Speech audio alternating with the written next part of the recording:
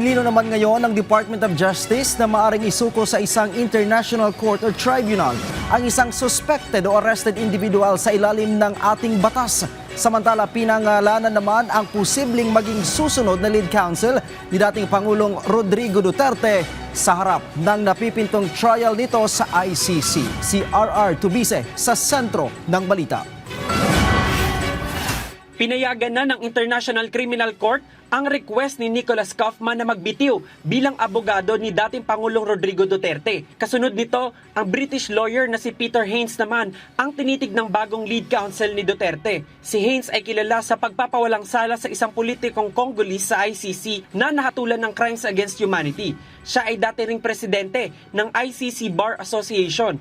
Ayon kay Kaufman, nauna nang nakipagkita si Haines kay Duterte kasabay ng kanyang request na bumitaw. Sinabi rin ni Kaufman na handa umano si Haines na agad katawanin si Duterte. Tiniyak din ni Haines na makakadalo ito sa status conference ng kaso sa May 27. Gayunpaman, ang formal na appointment niya ay hindi pa inaanunsyo ng ICC registry. Nauna nang sinabi ni Kaufman na may papel ang partner ni Duterte na si Hanelet Avancenia at anak nilang si Kitty Duterte sa pagpili ng kanyang kapalit. Samantala, matapos hindi makainan ng ICC arrest warrant ang senador na si Bato de la Rosa, nananawagan ang grupo ng mga umano'y biktima ng war on drugs na ipaaresto na si Bato. Sa isang pahayag, sinabi ni Assistant to Counsel ng ICC na si Attorney Cristina Conti na itinuturing na umanong suspect at large si de la Rosa matapos isa publiko ang warrant.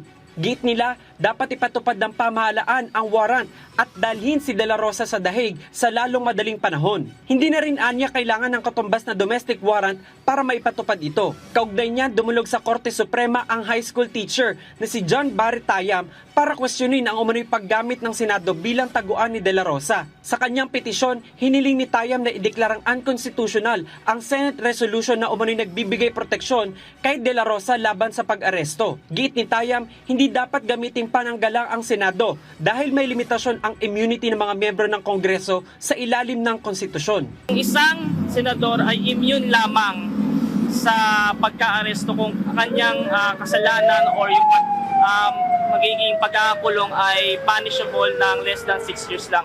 However, kapag ikaw ay nakasuhan dito sa RA 9851, ang hatol ay reclusion temporal hanggang reclusion perpetua. So dapat hindi siya pinapayagan ng ating mga senador, lalo ng ating bagong Senate President, kasi magkakaroon tayo ng constitutional crisis. Samantala, may banat naman si PCO Undersecretary Claire Castro sa komento ni Vice President Sara Duterte na mali ang ginagawang tangkang pag-aresto kay De La Rosa gaya ng ginawang paghuli sa kanyang ama. Hingin niyo po muna sa kanya ang kanyang basis.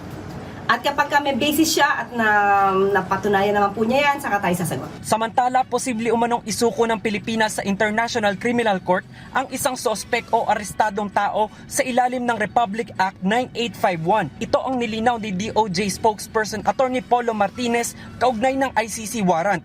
Ang isa pa umanong paraan ay extradition. Nauna nang sinabi ni NBI Director Melvin Matibag na nakikipag-ugnayan sila sa DOJ kaugnay ng implementasyon ng warrant.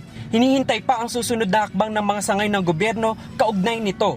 RR Tubise para sa Pambansang TV sa Bagong Pilipinas.